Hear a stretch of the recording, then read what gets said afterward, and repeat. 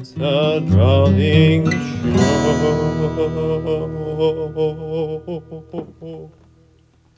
It's a drawing show. Welcome to the drawing show. In this video, we're going to talk about blocking in a portrait. We're going to use a different method than the Loomis head, or the Loomis method, which I've used quite a bit. If you're unfamiliar with the Loomis method and you haven't seen that video yet, I suggest going back in my videos and finding that video and watching it and learning about the Loomis head. Today, we will be using some guidelines to set up our portrait. But to start, we are just finding these center lines. So that first horizontal line, that's going to be the brow line that goes across. And with that, we're finding the tilt of the head. So with this portrait, my reference, the head is slightly tilted to the side. So I've got that horizontal line, not straight across, but slightly tilted.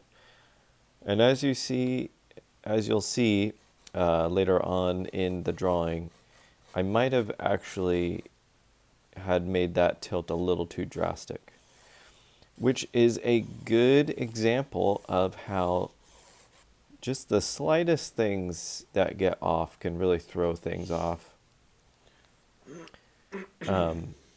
Also, sorry about clearing my voice and my voice in general today. Just got up this morning with a bit of a frog in my throat, which is super awesome for recording videos.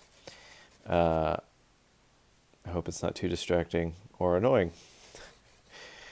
So, as I was saying, just slight differences, slight lines that can be a little bit off can really throw things off as you're drawing. So these are things to be aware of, and changes that need to happen earlier on in the drawing. That way you don't get too far along and then realize literally the first line that you drew has thrown off the entire drawing. But we're just going to keep going with it. I think sure it's different than the reference, but that's fine. If you're fine with it, that's fine. So we had that horizontal line, that's a brow line, and then we've got that vertical line, and that is our center line of our face.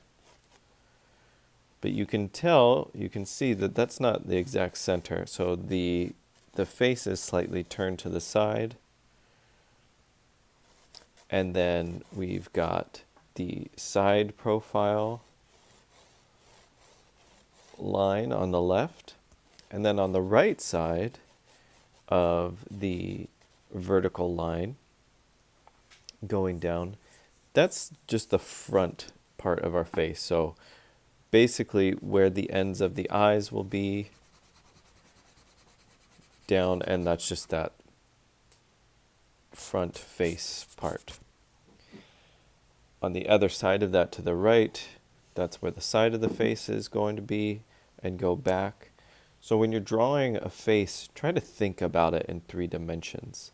Try to think about that side of the face, not flat, but as going back, receding back in space. Then where it meets the ear, that's further back on the head. So when you're drawing things that are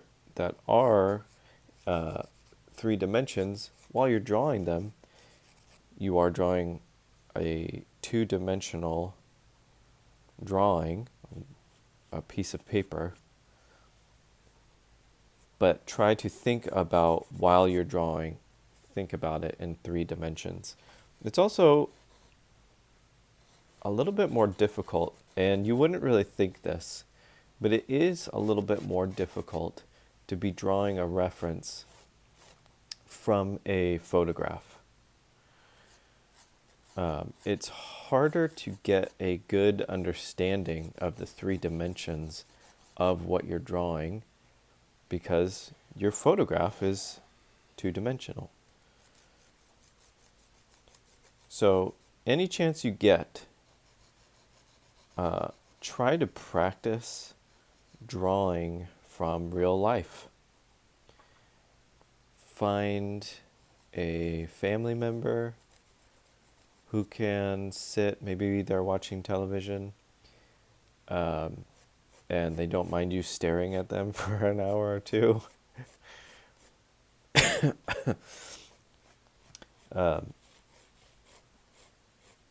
Them watching TV is a good place to practice because generally when people are, they're sitting pretty still for an extended period of time. And, they're not getting bored just sitting and letting you draw them.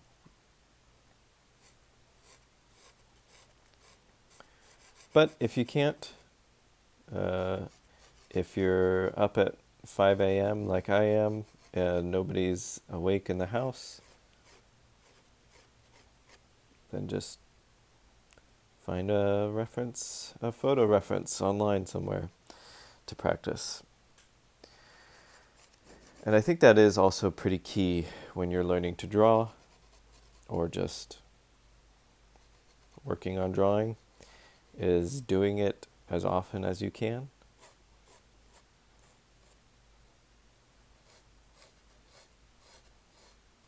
I think it's also good to take breaks if you're doing it too much or you feel like you're getting a little burned out or you feel like you could be getting burned out. Take a break. There's nothing wrong with that. So here, before we even really get any features in, so what we've done is we've found the nose, and the nose is halfway down between the brow line and the chin. And our hairline is that same distance from brow line to nose to the bottom of the nose, and brow line to the hairline. And how did we find those spots? So part of it is training your eye to be able to find generally where those things are, and then you can get kind of a better measurement. And sometimes if they do get off a little bit, just erase it and draw it again till you feel like you've got it in the right spot.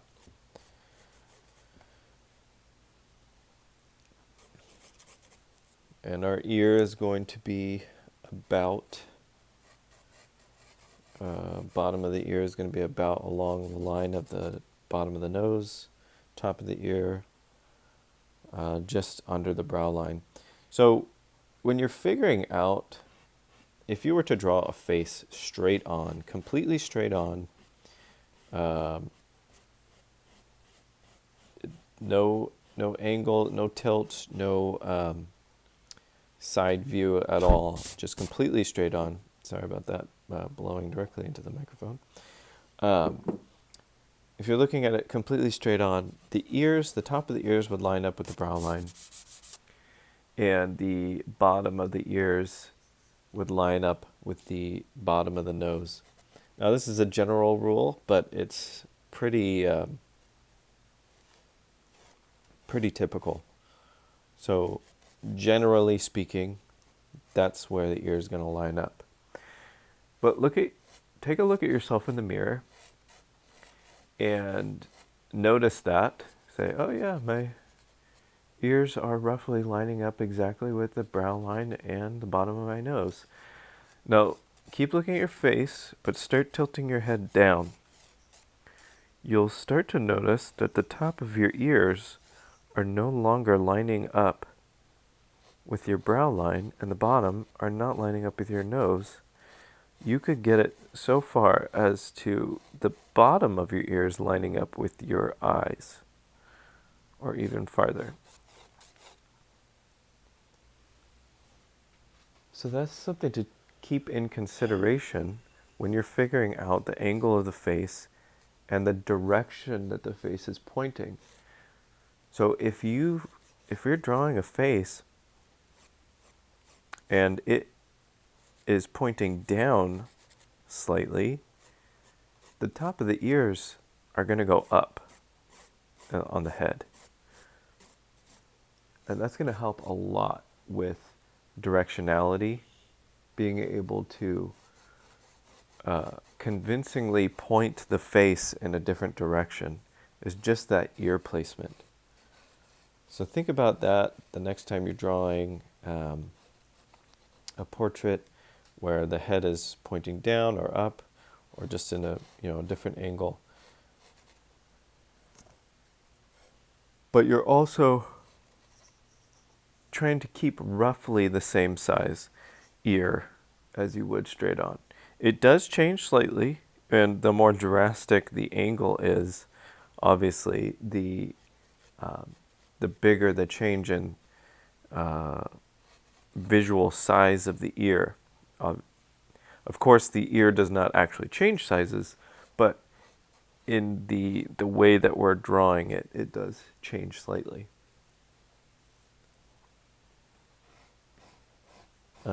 That's a little bit more advanced as far as drawing things with foreshortening.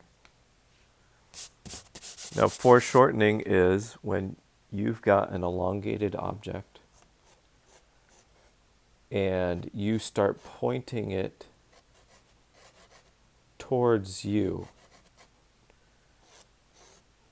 towards where you're looking at. That thing will start looking shorter. So if you're looking at yourself in the mirror again, and you stick your arm straight up and down, it's got a certain length to it. You start bending your arm towards the mirror, it visually gets shorter. Obviously, you know that it's not actually getting shorter, but visually it's getting shorter. You could even make it so that you can't even see your arm anymore and you just see your hand. These are hard things for us to draw because when we think about an object, we think about it in the full length form of it. And so it's hard to convincingly draw something foreshortened. We will talk about foreshortening more in a different lesson, but today it's just something to think about when you're drawing a portrait and you're drawing it from different angles. So I've just been drawing here for a little bit. I haven't really talked about what I'm actually drawing. So before I even really get any of the features drawn onto the face, I'm roughly mapping them out and the location of each thing. But I'm not really drawing anything too detailed. Really, no detail at all. What I have done is mapped out where the shading is. So our light source on this reference is coming from the front left side of the face, causing a pretty hard shadow on the right side. And so I've just been drawing in these shapes to fill in our shadows. To do this, I'm not getting too detailed with the shapes. I'm trying to keep them pretty big and pretty simple. I don't want anything overly detailed at this point.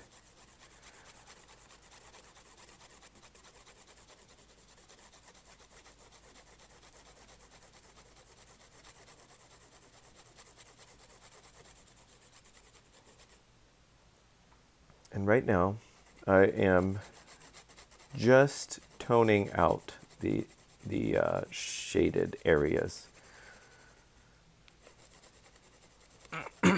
And I'll come back over this with a chamois just to blend in all of these lines, because I'm just doing this pretty rough and I'm doing it pretty fast.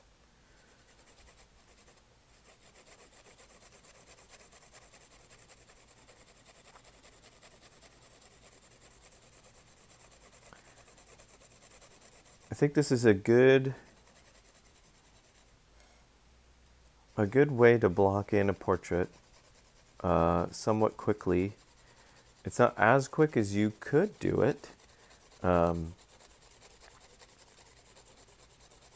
You could just go in with a chamois, one that's already got some graphite on it, where if you drug it across your paper, it would make some marks. You could just go straight on and make some really big